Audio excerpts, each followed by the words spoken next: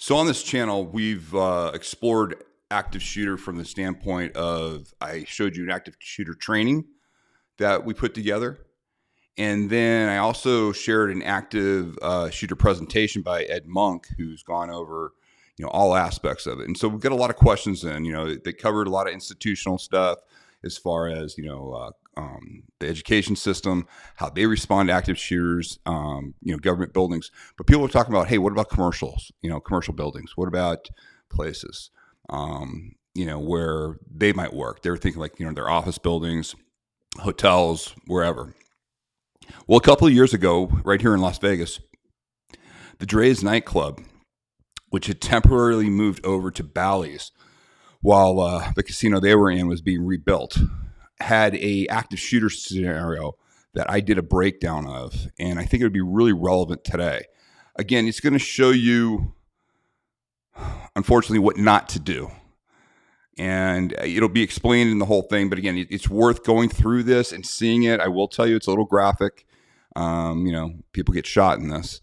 But when you have an opportunity, you got to know exactly what to do with the opportunity. So let's watch the video, and then I'll come back and make my final comments.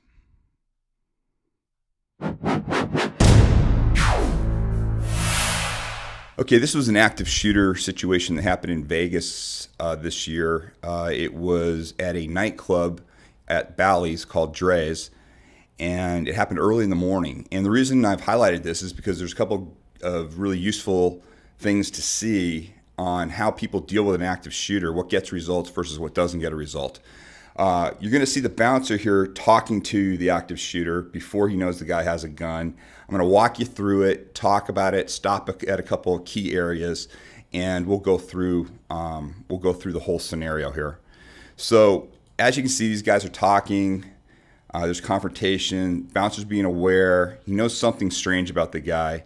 He sees the guy digging into his pocket, going for a gun, and right there, what you're seeing is as the guy's pulling the gun out, the bouncer is trying to redirect his arm.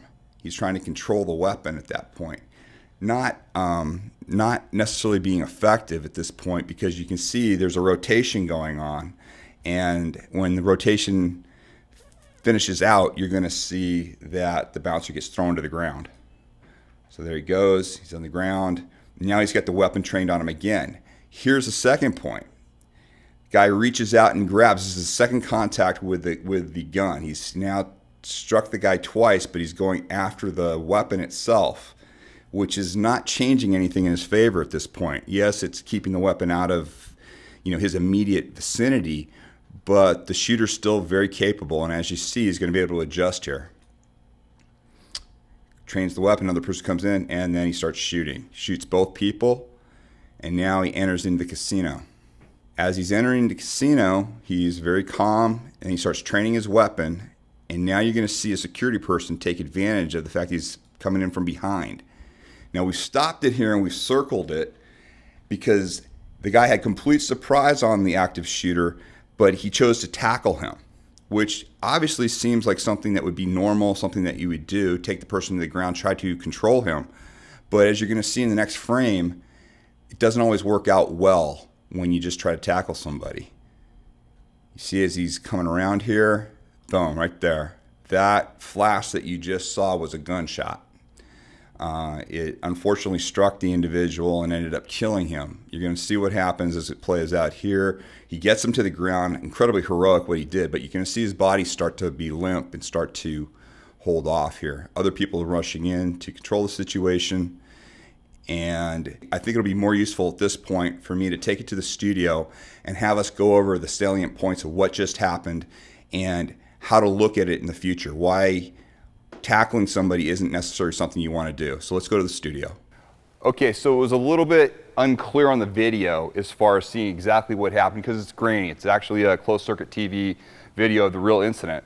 What I want to do is just kind of show you specifically what happened at the end there when that security guy grabbed the individual and got shot. How did that happen? So simulated, I got a couple of the guys here and they're going to reenact it for us.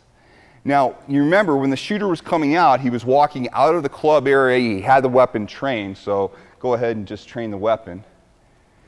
And it was completely clear at this point, a clear shot to get in on this guy. So then when the security guy comes in, he decides right here to tackle. Now, as he's tackling, you'll notice what happened. This guy twisted in, and you can see the result. That was that flash that you saw on the video. They went to the ground, and again, more people came in and jumped in and controlled the situation, but this poor guy ended up bleeding out. Incredibly brave what he did. Unfortunately, the result wasn't what he was hoping for. So what we want to do is let's just look at a simple way where we could put an injury on somebody and not have ourselves get shot. This guy not be able to actually use the weapon. Okay, so this time what we're going to do is we're going to give you the same scenario, but then we're going to introduce injury into the situation and see how this turns out. Again, the shooter comes out, he's training the weapon on the casino. Security personnel sees him, sees his opportunity to get a completely blind approach on him, and this time we're going to use injury. You'll notice he used a forearm to the back of the head, causing a massive concussion. Again, he dropped the tool here, he dropped the weapon, but most importantly, he is injured. So he is busy dealing with the injury that Michael just put on him, and there's no way he can not only not operate the gun, but all of his other body tools, his ability to resist, is completely under control. Again, the ultimate safety of this guy, the byproduct from him putting an injury on the individual rather than grabbing somebody. Again, when I grab somebody, I haven't changed anything yet. They still have an active brain, and you saw what happened. The person turned in and shot him. He was able to do that before he hit the ground. So what we're trying to get across with everybody is the idea of if you're going to put your hands on somebody in a life or death situation, you want to make sure that you get an injury. So, you know, as you said, that was a couple years ago. That was pre my sleeve tattoo. And it was also before Route 91, the massive active shooter that we had here in Vegas.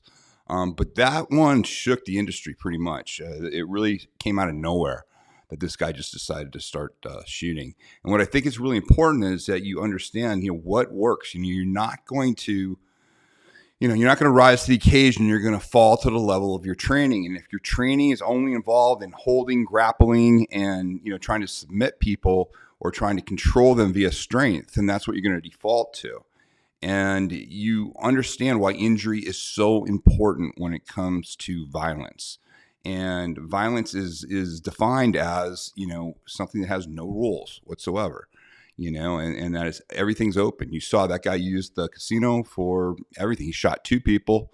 No problem with that. Was going to go out, probably would have shot a lot more. Incredibly heroic what the security guard did. It was just unfortunate that he didn't put an injury on him. And that guy was able to, as he was going down, twist in and shoot and kill the operator. Now, there have been many incidences like the Gabrielle Gifford shooting where things like this has happened before, where people have swarmed somebody and just kind of used force, just holding on them and trying to tackle them.